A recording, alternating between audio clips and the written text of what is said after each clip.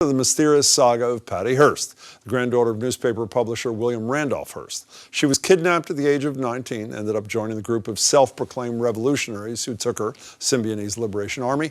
Hearst was found more than a year and a half later. By then, she was a fugitive wanted on bank robbery charges. She was convicted. So how did she go from being an apolitical heiress to a machine gun-toting terrorist? And was it of her own free will? Those are exactly the questions best-selling author Jeffrey Toobin explores in his great new book, American Heiress, The Wild Saga of the Kidnapping, Crimes, and Trial of Patty Hearst. Jeffrey joined me late last week to talk about it. Jeffrey, thanks for being here. Good to be here, John. So this happened 40-plus years ago. How does someone like you decide, I'm going to spend a significant chunk of my life on this? What was the allure? Well, there was something specific that led me to it. I did a piece for The New Yorker about 3 years ago about a jail in Baltimore that had been taken over by a gang called the Black Guerrilla Family. And I got interested in the history of the Black Guerrilla Family, which, as it turned out, had been founded in the California prisons in the 1970s by a celebrated, notorious prisoner named George Jackson. Oh. And I got interested in, the California prisons in the 70s were a tremendous hotbed of political activity, and the Symbionese Liberation Army, the group that kidnapped Patty Hearst, came out of that same world, and that was the root into the story. So sort of the back door. It was not Patty Hearst as much as... It was not. It was not. And in fact, my editor at Doubleday, Bill Thomas, he said to me, well, what about Patty Hearst? And I said, well, come on, there must be a million books about Patty Hearst. And he said, well, go look. And I found, to my surprise, and frankly to my delight, that nothing has been written about the Patty Hearst case in decades. Yeah, and now that you finally got to the Patty Hearst thing, which is the central theme here, even if you got there in a fairly circuitous route, you attempt to answer the question that virtually all of us have had forever. I used the word brainwash when you were on the radio the other day. You didn't like it. So did she join, did she become part of the SLA on her own volition? Or was this just a woman who had no idea what she was doing? This is what my book is about, that question. And the answer is yes, she did join the SLA. That, yes, she was... Of her own volition. Yeah, you know, of her own volition, certainly in a legal sense. You know, why we do what we do is the most complicated question that artists and writers deal with. So, but certainly compared to what the legal standards are, compared to how we would, describe this in colloquial terms, she did become a member of this SLA. And what I think one of the many things people forget or don't know about this case is that she was on the run for a year and a half and committed an extraordinary number of crimes, not just the one bank robbery she was convicted of, 2 other bank robberies, shooting up a street, bombing, had many opportunities to walk away, turn herself in, go home, and didn't because she was a member of the SLA. But there are a lot of cases where somebody is, I don't know, a lot. There are a number of celebrated cases where people are kidnapped or taken against their will, where you, in retrospect, see there were opportunities for them to free themselves, and they don't, whether it's out of fear or this notion that I am part of this for my own survival kind of thing.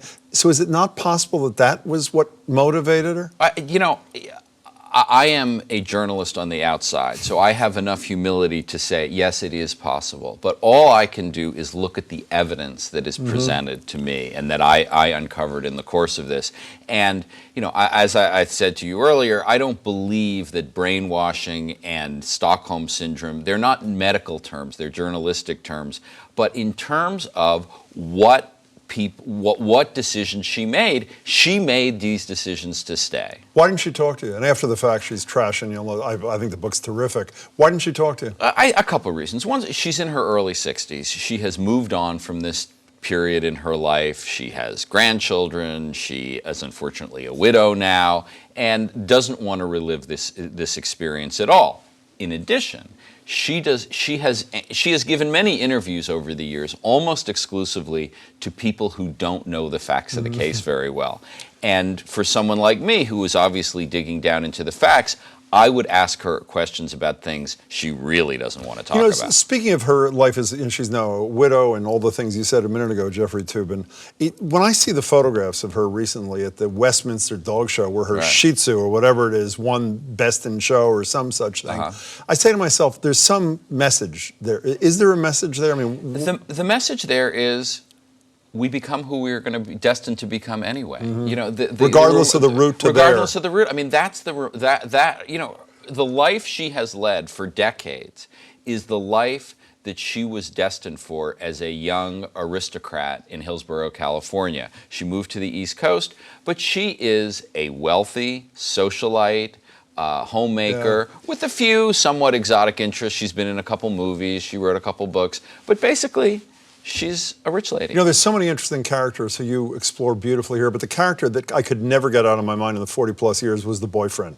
the Stephen Weed. A lot of people remember him. Can you give us a synopsis of the world of Stephen Weed? Well, Stephen Weed was her fiancé. Yeah. And one of the things the SLA, who kidnapped her, didn't know at the time is how unhappy Patty was with her. She was this restless spirit who was looking for a way out, and boy, did she get one.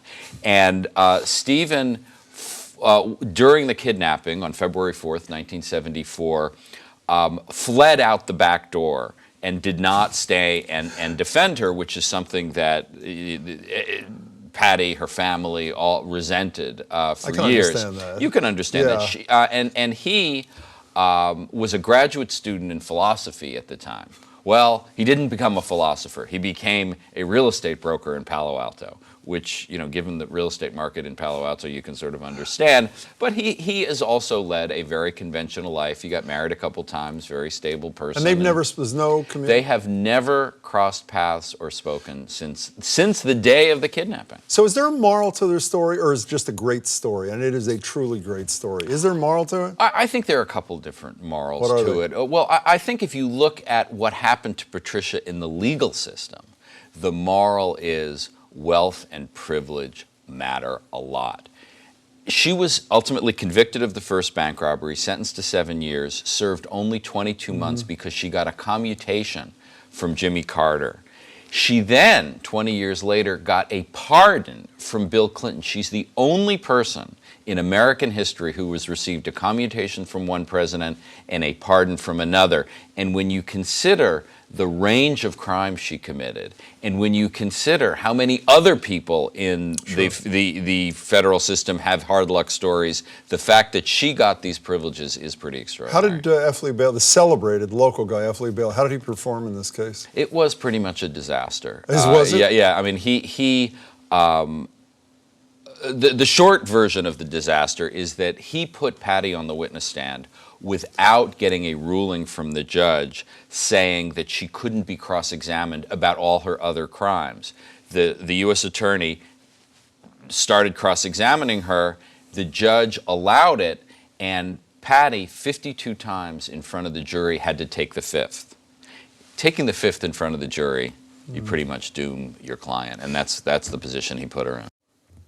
The book, again, is American Heiress, the wild saga of the kidnapping, crimes, and trial of Patty Hearst. Please come back tomorrow, too, for part 2 of my interview with Jeff Toobin, who is one of the nation's preeminent legal analysts. We'll talk about the state of the Supreme Court, the ban on cameras in federal courtrooms, and why he says I am dead wrong to criticize Clarence Thomas's years of silence.